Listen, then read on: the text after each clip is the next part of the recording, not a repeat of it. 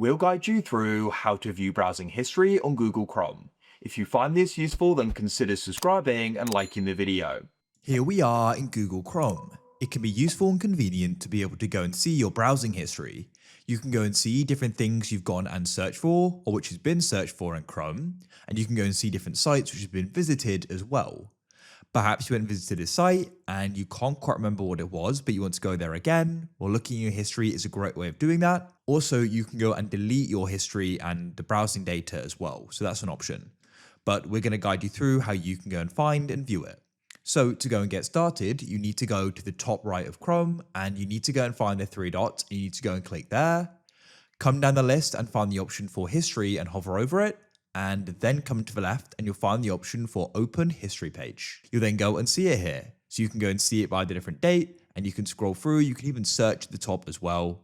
If you want to go and delete just one of them, you can go and select it to the left and go and press delete in the top right. Or you can delete all of it or press delete browsing data, and you can choose different timeframes as well.